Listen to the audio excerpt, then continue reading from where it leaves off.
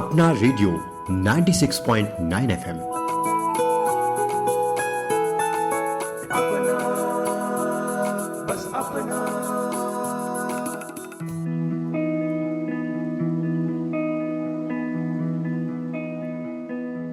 दोस्तों नमस्कार, आप सुन रहे हैं अपना रेडियो 96.9 एफएम और मैं हूं उदय शर्मा। आज के दिन हम आपके लिए लेकर आए हैं न्यूज़पेपर की कहानी। भाई आप सोच रहे होंगे कि आखिर आज हम आपको समाचार पत्र की दास्तां भला क्यों सुनाने वाले हैं। तो दोस्तों आपको बता दें कि आज है भारतीय समाचार पत्र दिवस, यानी जो अखबार हम रोज पढ़ते हैं, जिस न्यूज़पेपर के साथ हमारी सुबह होती है, उसका है आज जन्मदिन। तो आइए सुनते हैं इस विशेष दिवस पर विशेष कार्यक्रम सच की आवाज भारतीय समाचार पत्र। श्रोताओ, हम सब जब सुबह उठते हैं तो सबसे पहला काम क्या होता है? भाई बहुत आसान है। हम में से कई लोग अपना मोबाइल चेक करते हैं, कुछ लोग चाय के साथ टीवी खोलते हैं, और इन सब के साथ साथ एक और चीज है जो अधिकतर लोगों की सुबह की रूटीन का हिस्सा बन चुकी है, और दोस्तों वो है समाचार पत्र पढ़ना। यह हमारे दिन की शुरुआत है, हमारी पहली जानकारी का स्रोत और शायद सबसे अच्छा और सच्चा साथी। दोस्तों इस साथी ने बदलते समय के साथ खुद को अपडेट भी किया है, अपना कलेवर भी बदला है और बाजारवाद के समय में अपना चरित्र भी बदला है। लेकिन इतने बदलावों के बावजूद भी समाचार पत्र आज भी वस्तुनिष्ठ, तथ्यपरक और निष्पक्ष विचारों के लिए आज भी अपनी आवाज बनकर जन जन तक पहुंचाने का काम करता है। समाचार पत्र सिर्फ कागज के टुकड़े नहीं होते, यह हमारे समाज का आईना होते हैं। इनकी हर पन्ने में उस दिन की घटनाएं, विचार और हमसे जुड़ी हुई खबरें होती हैं, और इन खबरों को हम सिर्फ सूचनाओं के रूप में ही नहीं लेते, बल्कि इन्हें अपने जीवन का हिस्सा मानते हैं।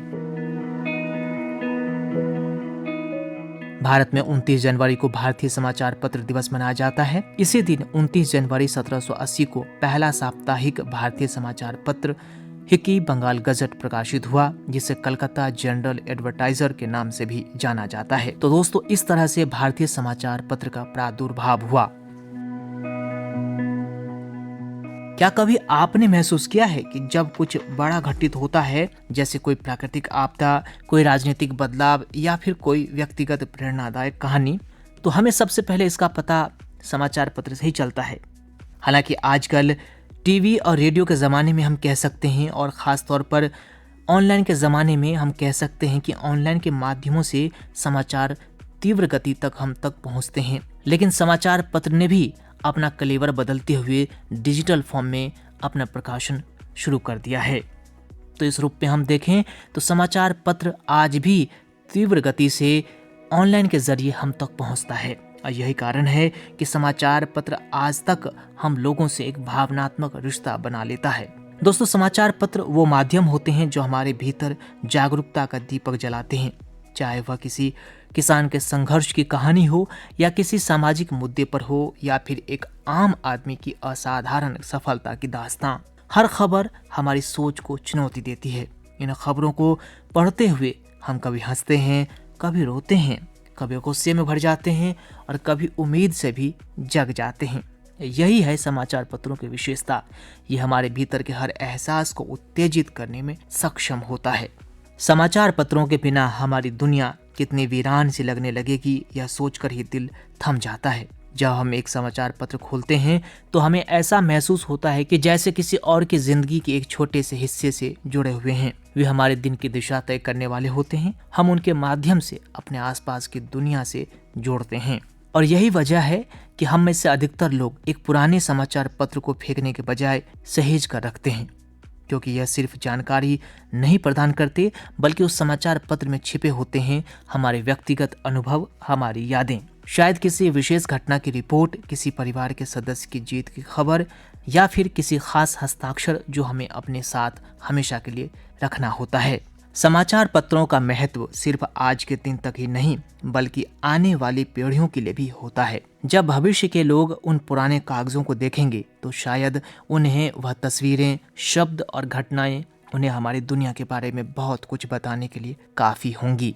समाचार पत्र हमें यह सिखाते हैं कि एक छोटी सी खबर भी समाज में बड़े बदलाव ला सकती है। एक शब्द भी किसी के जीवन की दिशा बदल सकता है। इन पत्रों के पन्नों में एक शक्ति है, एक प्रभाव है जो समाज को जोड़ता है, जागरूक करता है और हर व्यक्ति को अपनी जिम्मेदारी का एहसास दिलाता है। दोस्तों, यह कहना गलत नहीं होगा कि समाचार पत्र सिर्फ कागज का समूह नहीं है, बल्कि हमारे जीवन की एक अहम धारा है।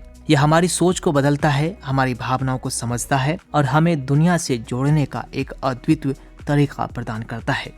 भारत के संदर्भ में बात करें तो समाचार पत्र एक युग प्रवर्तक साबित हुआ है। जब इसकी शुरुआत ब्रितानी हुकूमत के खिलाफ हुई, भारत में समाचार पत्रों का इतिहास 29 जनवरी 1780 में ब्रिटिश साम्राज्य के दौरान शुरू हुआ, जब जेम्स ऑगस्ट हिक्की ने बंगाल गजट का प्रकाशन किया। इसने ब्रिटिश शासन की आलोचना की और भारतीय पत्रकारिता को एक नई दिशा दी। हिक्की का बंगाल गजट भारत में पत्रकारिता के लिए एक महत्वपूर्ण मील का पत्थर था और दोस्तों इसीलिए 29 जनवरी को भारतीय समाचार पत्र दिवस के रूप में मनाने की परंपरा शुरू हुई, ताकि लोग समाचार पत्रों को अधिक से अधिक पढ़ें और पत्रकारिता के महत्व को समझें। भारत में समाचार पत्रों की शुरुआत का सम्मान करने के लिए निर्धारित यह दिन भारतीय समाचार पत्र दिवस के रूप में जाना जाता है। इस दिन का उद्देश्य भारतीय समाचार पत्रों के बारे में जागरूकता बढ़ाना और प्रिंट मीडिया क्षेत्र को सम्मानित करने का ये एक महत्वपूर्ण अवसर है, जिसने मिथकों को दूर करने और युवा पीढ़ियों को सकारात्मक सामाजिक परिवर्तन करने के लिए प्रेरित करने में महत्वपूर्ण भूमिका निभाई थी। और तब से लेकर आज तक समाचार पत्र अपनी प्रासंगिकता बनाए हुए है। लेकिन दोस्तों, इस बीच इसके स्वरूप बदले हैं, कलेवर बदला है और साथ ही इसके उद्देश्य भी बदले हैं। तो क्या कुछ बदलाव हुआ है और अपने प्रादुर्भाव समय से लेकर अब तक भारतीय समाचार पत्रों ने किन किन नए आयामों को छुआ है, इस बारे में एक विशेष बातचीत सुनते हैं। हम आपको सुनवा रहे हैं दिल्ली विश्वविद्यालय के रामलाल आनंद कॉलेज में हिंदी पत्रकारिता के विद्यार्थियों को पढ़ाने वाले एक शिक्षक से आपको मिलवाते हैं। हम आपको मिलवा रहे हैं डॉक्टर अटल तिवारी जी से, जिनका पत्रकारिता के क्षेत्र में एक लंबा अनुभव है और खास तौर पर प्रिंट मीडिया में इनकी गहरी पकड़ है। तो आइए दोस्तों, इनसे करते हैं बातचीत। डॉक्टर अटल तिवारी सर, आपका अपना रेडियो 96.9 एफएम में स्वागत है। बहुत शुक्रिया उदय जी। तो सर, जैसा कि आज हम सभी सेलिब्रेट कर रहे हैं भारतीय समाचार पत्र दिवस, तो एक पत्रकार के नाते आपको सबसे पहले हम इस दिवस की हार्दिक बधाई देना चाहेंगे। जी, आपको भी बहुत सारी बधाई। तो सर, हम आपसे भारतीय समाचार पत्र की जो सफर यात्रा है जी, वो जानना चाहेंगे कि भारतीय समाचार पत्र का कब आरंभ हुआ और कब से जो है इसका एक कह लीजिएगा राष्ट्रवादी पक्ष इसने अपनाया। सबसे पहले उदय जी, मैं ये आपके श्रोताओं को ये बताना चाहता हूँ कि जो पत्रकारिता की शुरुआत है, समाचार पत्र की शुरुआत है, वो 1780 से मानी जाती है जी। लेकिन इसमें कुछ भ्रम की स्थिति है। कुछ किताबों में 1780 के पहले का एक प्रयास माना जाता है और कुछ किताबों में विधिवत शुरुआत 1780 से मानी जाती है जी। तो वो भ्रम क्या है, मैं सबसे पहले उस भ्रम को दूर करने का प्रयास करता हूँ। जी बिल्कुल। ये सच है कि भारत में पत्रकारिता की नींव डालने का श्रेय अंग्रेजों के नाम दर्ज है। अंग्रेजों ने समाचार पत्रों की नींव डाली, अंग्रेजी भाषा में डाली, अंग्रेजों के लिए डाली। भारतीय पत्रकारिता के इतिहास में विलियम बोल्स पहले पत्रकार हैं जिन्हें पहला भारतीय पत्रकार होने का श्रेय हासिल है। कुछ इतिहासकारों ने ऐसी बात कही। भारत से पहले वो लिस्बन में रहते थे। लिस्बन में एक बड़ा भूकंप आया और उनका सब कुछ वहाँ तबाह हो गया। वो भारत आ गए और यहाँ उन्होंने बांग्ला सीखी। बंगाल काउंसिल के कुछ सदस्यों ने बोल्स की मदद की जी। और उन्होंने अपनी मेहनत से भी काफी कुछ धन कमाया। वो कंपनी के एक तरीके से कर्मचारी थे, जो ईस्ट इंडिया कंपनी थी। जी। कुछ समय बाद ईस्ट इंडिया कंपनी से उनके मतभेद हो गए और वो जो कंपनी के अधिकारी थे या बड़े जो कर्मचारी थे, उनके जो काम करने के तौर तरीके थे, उनके वो विरोधी हो गए और उन्होंने ये सोचा कि जो ये इनके काम करने का तौर तरीका है, उसकी सूचनाएं जनता तक पहुंचाई जाए। यह सितंबर 1768 का समय था। तो बोल्स ने कलकत्ता के काउंसिल हॉल में और कुछ अन्य प्रमुख जगहों पर एक नोटिस चिपकाया। उस नोटिस का मजमून था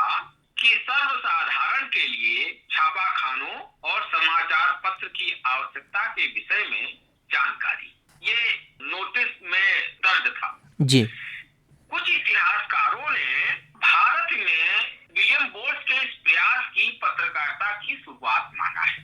तो जो जेम्स ऑगस्ट हिकी के नाम से इतिहास में दर्ज है कि 1780 में उन्होंने पहला अखबार निकाला, जी उसके पहले ये विलियम बोर्स ने एक प्रयास किया था। जी जो डॉक्टर रामचंद्र तिवारी हैं, जिन्होंने पत्रकारिता के विविध रूप जैसी एक बहुत महत्वपूर्ण किताब लिखी है, उन्होंने बाकायदा उस नोटिस का मजमून उस किताब में दर्ज किया है। डॉक्टर रामचंद्र तिवारी तरीके कई इतिहासकारों ने भी जो विलियम बोर्स के द्वारा जो प्रयास किया गया, इसको भारत में पत्रकारिता की शुरुआत माना है। लेकिन इसे व्यवस्थित ढंग से निकाला गया समाचार पत्र इसे नहीं कहेंगे, लेकिन एक प्रयास तो किया ही विलियम बोर्स ने। जी ठीक है, तो ये एक शुरुआती प्रयास है भारत में पत्रकारिता के शुरू करने का, जी जो विलियम बोर्स ने प्रयास किया। जी और विलियम बोर्स के जो अंग्रेज अधिकारी थे, वो विलियम बोर्स से बहुत खफा हो गए और उन्होंने बोर्स का पूरी तरीके से दमन किया।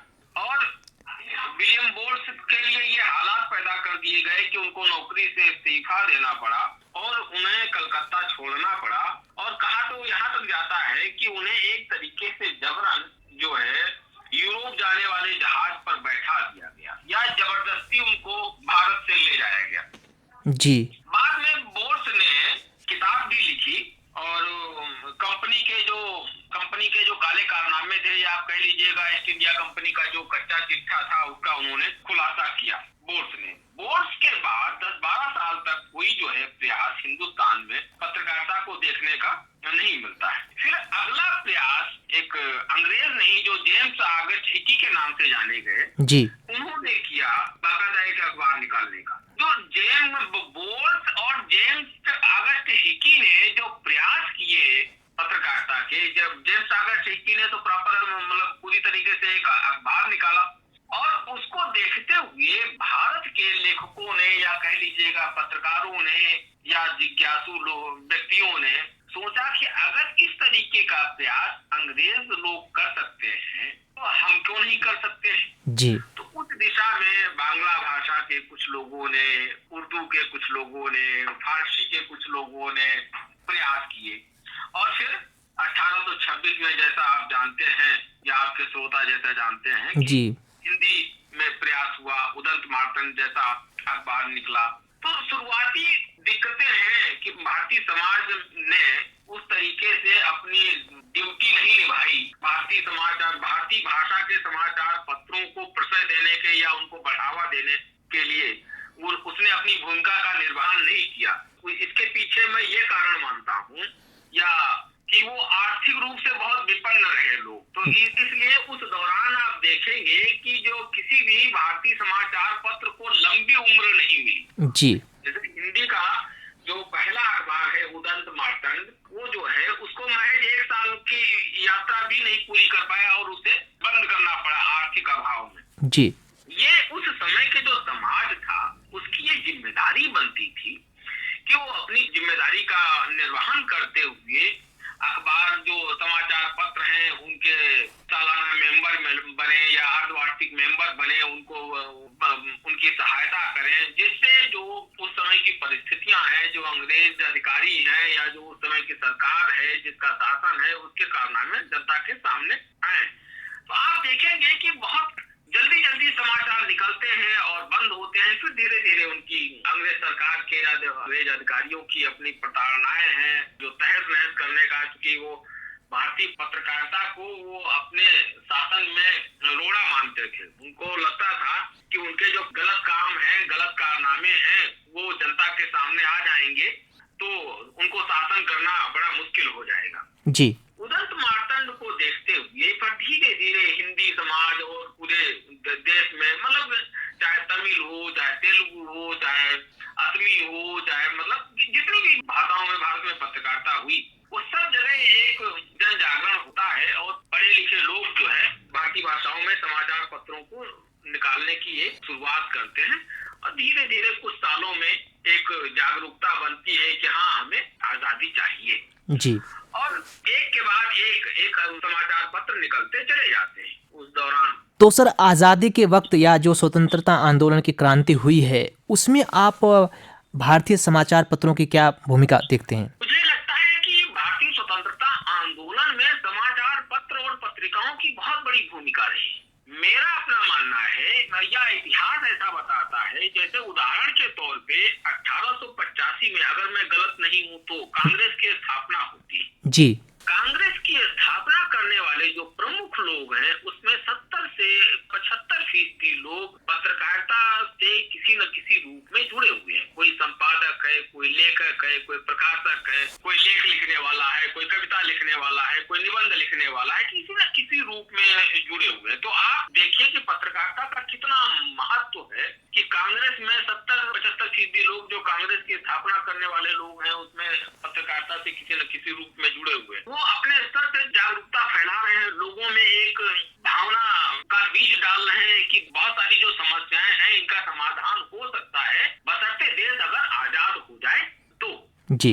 अब देखिए, इसी के साथ पूरी भारतीय स्वतंत्रता आंदोलन को देखेंगे तो आप देखेंगे कि आप पाएंगे कि हर छोटी जगह से अखबार निकल रहे हैं, माने कस्बों तक से अखबार निकल रहे हैं, क्योंकि दायरा बहुत सीमित था, क्योंकि संसाधन नहीं थे। हर संपादक, हर अखबार के पास या पत्रिका के पास एक छोटा एरिया ही रहता था, क्योंकि जो अखबारों का जो पहुंचना है वो उस तरीके से नहीं हो पाता था। जी। लोग अखबार लिखते थे, छापते थे, किसी भी तरीके से लोगों तक पहुंचाते थे। शिक्षा बहुत कम थी, लोग शिक्षित बहुत कम थे, तो कई जगह पे तो सुनाने की भी जिम्मेदारी होती थी। जो अखबार में छपा है उसको पढ़ के सुनाना भी है, चौपाल में या नुक्कड़ पे कहीं पर भी, जिससे लोग जो उसमें जो सामग्री है उसके बारे में जान सके। तो धीरे धीरे लोग जागरूक हो गए। फिर जिसको राष्ट्रपिता कहा जाता है, मैंने महात्मा गांधी एक प्रयोग दक्षिण अफ्रीका में कर रहे थे, तो दक्षिण अफ्रीका में वो प्रयोग अपनी बात लोगों के बीच पहुंचाने का जरिया वो समाचार पत्र को बनाते हैं, इंडियन ओपिनियन के नाम से जो वहाँ अखबार निकालते हैं। वो प्रयोग 15-20 साल में धीरे धीरे बहुत सफल हो जाता है। गांधी जब हिंदुस्तान आते हैं और लोग उनसे आग्रह करते हैं कि स्वतंत्रता आंदोलन को आप लीड करिए, तो गांधी पहले थोड़ा समय लेते हैं, और उस समय लेने के दौरान वो हिंदुस्तान के अलग अलग जगहों से निकलने वाले समाचार पत्रों के संपादकों से मिलते हैं, लेखकों से मिलते हैं, और उनका एक उद्देश्य होता है कि हम समाचार पत्रों के जरिए अपनी बात पहुंचाएंगे कि आजादी क्यों जरूरी है, ये जो मौजूदा शासन है वो हमारे अहितकर कैसे है, वगैरह वगैरह। तो आप देखेंगे गांधी की इस यात्रा में, चाहे वो गणेश शंकर विद्यार्थी हो, चाहे नेहरू हो, चाहे अम्बेडकर हो, मौलाना अबुल कलाम आजाद हो, जितने भी लोग आप देखेंगे गांधी के आसपास, ये सब न किसी रूप में पत्रकारिता कर रहे हैं। ठीक है, कोई उर्दू में कर रहा है, कोई अंग्रेजी में कर रहा है, कोई हिंदी में कर रहा है, कोई बांग्ला में कर रहा है, कोई असमिया में कर रहा है, किसी न किसी रूप में पत्रकारिता कर रहे हैं। तो लोगों को जो जागरूक करने का काम है, बड़े हिस्से का जो काम है, वो पत्रकारिता ने निभाया, समाचार पत्रों ने निभाया, समाचार पत्रिकाओं ने निभाया। ठीक है, इसमें चाहे सरदार भगत सिंह हो, चाहे सुभाष चंद्र बोस हो, मौलाना बाकर हो जो 1857 के शहीद हैं, चाहे वो गणेश शंकर विद्यार्थी हो, तो इन लोगों ने पत्रकारिता के जरिए, चाहे वो मतवाला मंडल के सदस्य हो, बड़े गांधी खुद करीब 5-6 अखबारों से अपने जीवन में जुड़े रहे। तो गांधी का जो काम है उसको गांधी ने बड़े पैमाने पे समाचार पत्रों के जरिए पहुंचाया है लोगों के सामने। जी। तो एक बड़ा रोल मैं देश की आजादी में समाचार पत्र और पत्रिकाओं और संपादकों और पत्रकारों को मैं देता हूँ। जी, तो डॉक्टर अटल जी, जैसा कि आपने कहा कि स्वतंत्रता आंदोलन में भारतीय समाचार पत्रों ने अहम भूमिका निभाई थी और उपनिवेशवाद के खिलाफ जन आक्रोश को प्रकाशित किया था, जन शौर्यकारी पत्रकारिता को खूब अंजाम दिया। तो वर्तमान समय में सर, जैसा कि आज के समय में देखते हैं कि फेक न्यूज है, सनसनीखेज समाचार है, या कहीं पीतृ पत्रकारिता के समय में मीडिया के अन्य माध्यमों की तुलना में समाचार पत्र को आप कैसे आंकते हैं? हाँ, ये सवाल उदय जी आपका बड़ा अच्छा है, क्योंकि दुनिया के कई देशों में समाचार पत्रों का दायरा सिकुड़ रहा है। ऐसी सूचनाएं हैं, ऐसी खबरें हैं जी। और चूंकि जो नया माध्यम है, मतलब समाचार पत्रों के अलावा जो न्यू मीडिया है या सोशल मीडिया है या वैकल्पिक मीडिया है, वो काफी मजबूत होता जा रहा है। ठीक है, तो पहली चीज तो ये कि समाचार पत्रों को जो जिम्मेदारी जिम्मेदारी निभानी चाहिए वो जिम्मेदारी निभाएं। अभी भी बहुत सारे लोग समाचार पत्रों को ही जो है एस्थेटिक मानते हैं जी क्योंकि नए माध्यम ने बहुत सारी चुनौतियां भी हैं, बहुत सारी संभावनाएं हैं तो बहुत सारी चुनौतियां भी हैं। जी ठीक है, तो अभी भी एक जो पुरानी पीढ़ी है या बीच की है या जो बच्चे कंपटीशन की तैयारी कर रहे हैं, उदाहरण के तौर पे आज ही सुबह एक बच्चा जो कंपटीशन की तैयारी करने की दिशा में आगे बढ़ रहा है, उसने मुझसे पूछा कि सर हिंदी का मैं ये अखबार लेता हूँ या कौन सा बेहतर अखबार लेना होगा। क्योंकि जो दैनिक सूचनाओं की जो तैयारी है वो अखबार के जरिए ही हो सकती है, जी उससे नोट्स लेकर हो सकती है। तो हिंदुस्तान में अभी बहुत बड़ा एरिया ऐसा है जहां अखबार नहीं पहुंच सके, तो वहां अभी स्कोप है पहुंचने का। नंबर 1। नंबर 2, कोरोना काल ने जरूर चीजें प्रभावित की, इसमें कोई शक नहीं। उसने पत्र और पत्रिकाओं को बहुत डैमेज किया है, बहुत नुकसान पहुंचाया है। जी बहुत सारी पत्रिकाएं इस दौरान बंद हुई। कोरोना ने नुकसान पहुंचाया, कोरोना ने ऐसी एक नई मीडिया की लत लगाई। हालांकि नए मीडिया के संभावनाएं भी वहां पे बहुत है और उसके नुकसान भी बहुत है। जी तो अभी भी लोग अखबारों पर लोगों का भरोसा ज्यादा रहता है, लेकिन अखबारों को वो भरोसा बनाए रखने के लिए काम करना हो जो सबसे जी। महत्वपूर्ण बात है। क्योंकि कुछ अखबार जिसको तोड़ रहे हैं, मैं देख रहा हूँ क्योंकि मैं अखबारों को लगातार जो है फॉलो करने की कोशिश करता हूँ। कुछ अखबार इस दिशा में उस विश्वास को कई बार तोड़ने का भी काम कर रहे हैं। बीते 5 सालों का अगर देखेंगे तो मुझे लगता है कि ये विश्वास बना रहे, इसके लिए अखबारों को जिम्मेदारी से काम करना होगा। और अभी हिंदुस्तान के संदर्भ में ऐसा नहीं कहा जा सकता कि अखबार सिमटने को हो गए। जी, तो सर वाकई भारतीय समाचार पत्र शुरुआत से लेकर आज तक कहीं न कहीं भारतीय समाज में प्रासंगिक बना हुआ है। तो डॉक्टर अटल जी, जाते जाते आज के दिन इस विशेष अवसर पर हमारे श्रोताओं के लिए आप समाचार पत्र दिवस पे आज आप क्या संदेश देना चाहेंगे?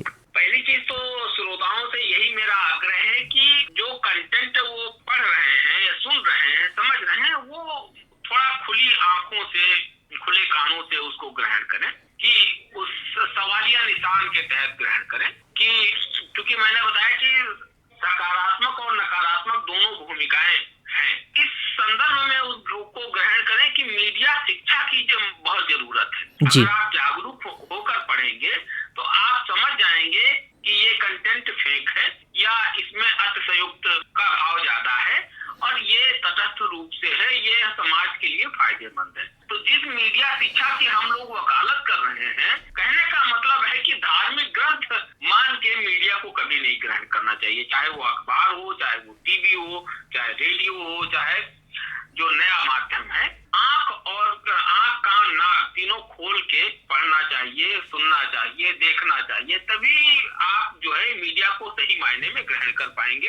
तभी आप जो संबंधित समाचार पत्र निकालने वाले हैं, जिम्मेदार लोग हैं, टीवी के जिम्मेदार लोग हैं, रेडियो के जिम्मेदार लोग हैं, नए मीडिया के जो जिम्मेदार लोग हैं, उनको सही मतलब एक रास्ता दिखा पाएंगे कि आप यहाँ गलत हैं और आप यहाँ सही है। ये एक पूरी तरीके से पाठक, दर्शक और श्रोता की जिम्मेदारी है कि वो आंख कान नाक खोल के इन चीजों को ग्रहण करे। अगर इस तरीके से भक्त, कहने का मतलब है कि किसी भी दल या किसी भी सरकार या किसी भी कारपोरेट घराने के भक्त होकर चीजों को ग्रहण न करें, अपने खुले मन से, खुले विचार से इन चीजों को ग्रहण करें, यही आज की सबसे बड़ी जिम्मेदारी है। जी, तो डॉक्टर अटल तिवारी सर, आपका बहुत बहुत धन्यवाद कि आज आपने अपना रेडियो 96.9 FM के लिए अपने व्यस्त समय में से हमें कुछ समय दिया और हमारे श्रोताओं के लिए इतनी महत्वपूर्ण बातचीत की। इसके लिए आपको तहे दिल से शुक्रिया। बहुत बहुत उदय जी, आपके श्रोताओं को और आपको बहुत बहुत धन्यवाद, आपके संस्थान को बहुत बहुत धन्यवाद। जी हाँ, बिल्कुल दोस्तों, समाचार पत्रों की विविधता, उनकी भूमिका पर यदि विचार करें तो यह देखा जा सकता है कि एक समय था जब समाचार पत्रों का उद्देश्य जानकारी देना हुआ करता था, सामाजिक सरोकार से लबरेज होता था। लेकिन आज के दौर में वे राजनीतिक, सामाजिक और सांस्कृतिक मुद्दों पर भी प्रकाश डालते हैं और इसके साथ ही वे हमें न केवल ताजे समाचारों से अवगत कराते हैं बल्कि हमें उन घटनाओं की गहराई से समझने की प्रेरणा भी देते हैं। आज भी भारत में समाचार पत्रों की लंबी और समृद्ध परंपरा है और यहाँ कई प्रसिद्ध समाचार पत्रों की बात करें तो the Hindu, times of India, Jansatta, Bhaskar, आज तक, दैनिक जागरण, नवभारत टाइम्स, इत्यादि कई समाचार पत्र हैं। हमारे समाचार पत्र का अपने एक विशिष्ट दृष्टिकोण होता है और देश के विविध सामाजिक, राजनीतिक और सांस्कृतिक परिप्रेक्ष्य को दर्शाता है। तो ऐसे में हम सब की जिम्मेदारी है, जब भी कोई समाचार पत्र पढ़ें तो उसे निष्पक्ष भाव से पढ़ें और किसी एक दृष्टिकोण से ना समझें, बल्कि अपने फलक को, अपने दायरे को बढ़ाकर हर दृष्टिकोण से उसका अर्थ निकालें। क्योंकि दोस्तों, समाचार पत्रों के माध्यम से जनता की आवाज को प्रमुखता मिलती है और यह लोकतंत्र की प्रहरी के रूप में कार्य करता है। ऐसे में आप समाचार पत्रों के अपने मत देख सकते हैं और एक पक्ष को भी लिए हुए आपको ऐसा प्रतीत होगा कि कोई समाचार पत्र एक पक्ष लिया हुआ है। उन सब के साथ आपको ही तय करना है कि कौन सी खबर फेक न्यूज है और कौन सी खबर सच्ची। और दोस्तों, बदलते वक्त के साथ समाचार पत्रों के सामने संकट की स्थिति भी है, क्योंकि नवीन मीडिया और सोशल मीडिया ने एक चुनौती पेश की है। तो आज के डिजिटल युग में प्रिंट मीडिया की स्थिति नाजुक बनी हुई है। प्रिंट मीडिया में विज्ञापनों की कमी, कर्मचारियों का वेतन, कार्यालय का किराया और अन्य खर्चों ने इसे अधिक कठिन बना दिया है। साथ ही सोशल मीडिया और डिजिटल प्लेटफॉर्म ने विज्ञापन आय में भारी गिरावट का कारण बना है। तो ऐसे में हम सब के लिए यह एक सवाल है कि किस तरह से हम सब अपने इस धरोहर यानी भारतीय समाचार पत्रों को जीवित रखें, और इसके लिए जरूरी है कि हम सभी समाचार पत्रों को पढ़ना ना छोड़ें। क्योंकि दोस्तों, समाचार पत्र समाज में विचारों, समाचारों और महत्वपूर्ण जानकारी का प्रसार करने में अहम भूमिका निभाता है। यह राष्ट्र के बौद्धिक विकास में सहायक है और साहित्यकारों, लेखकों और विचारकों के विचारों को जनता तक पहुंचाने का महत्वपूर्ण माध्यम है। हम सभी इतिहास में देख सकते हैं कि जब भारत में आपातकाल लगाया गया था तो देश के इतिहास का एक अंधेरा और कठिन समय था। यह वह दौर था जब देश में लोकतांत्रिक अधिकारों का उल्लंघन हुआ, नागरिक स्वतंत्रताओं पर प्रतिबंध लगाए गए और प्रेस पर भी कड़ी पाबंदियां लागू की गईं। इसके बावजूद भारतीय समाचार पत्रों ने इस कठिन समय में अपनी स्वतंत्रता, साहस और प्रतिबद्धता का परिचय दिया और लोकतंत्र को जीवित रखा। इन समाचार पत्रों की भूमिका उस समय देश के लोकतंत्र और समाज के लिए अत्यंत महत्वपूर्ण साबित हुई। कई समाचार पत्रों ने आपातकाल के दौरान लोकतंत्र और स्वतंत्रता की रक्षा के लिए संघर्ष किया। अगर बात करें इंडियन एक्सप्रेस की, तो इसे आपातकाल के दौरान बहुत दबाया गया। सत्य का समर्थन करने और सशक्त तरीके से सरकार के कृत्यों की आलोचना करने के कारण इस पर कई पाबंदियां लगाई गईं। लेकिन दोस्तों, भारतीय समाचार पत्रों ने आपातकाल के दौरान निष्पक्षता और सत्य को अपनी प्राथमिकता बनाए रखा। कई पत्रकारों ने न केवल सरकार की गलत नीतियों की आलोचना की, बल्कि समाज में फैली असमानता और कुप्रथाओं के खिलाफ भी आवाज उठाई। इन समाचार पत्रों ने न केवल सच्चाई को उजागर किया, बल्कि उन्होंने लोकतंत्र की बुनियादी धारा को बनाए रखने की जिम्मेदारी भी उठाई। अब हम सबकी जिम्मेदारी है कि आज के दिन यानी भारतीय समाचार पत्र दिवस के दिन सच की आवाज भारतीय समाचार पत्र को हमेशा जीवित रखें, और इसके लिए जरूरी है कि हम सभी समाचार पत्रों का अध्ययन जारी रखें और अधिक से अधिक मात्रा में इसे पढ़ें। क्योंकि दोस्तों, हम सबको याद रखना चाहिए कि भारतीय समाचार पत्र एक विरासत है, हम सब के लिए एक ऐतिहासिक दस्तावेज है। सच की आवाज को सदैव इसने उठाया है, तो अब भी यह सच की आवाज न दबे, इसके लिए हमेशा समाचार पत्र पढ़ें। तो दोस्तों, इसी के साथ अब इस कार्यक्रम को यानी भारतीय समाचार पत्र दिवस पर यह विशेष कार्यक्रम सच की आवाज भारतीय समाचार पत्र को करते हैं संपन्न। मुझे दीजिए अनुमति। नमस्कार, सुनते रहिए अपना रेडियो 96.9 FM।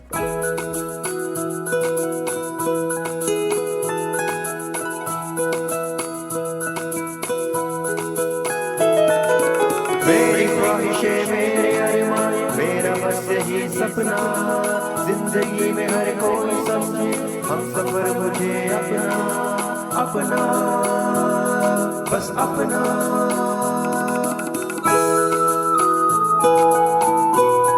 अपना रेडियो 96.9 FM। अपना, बस अपना।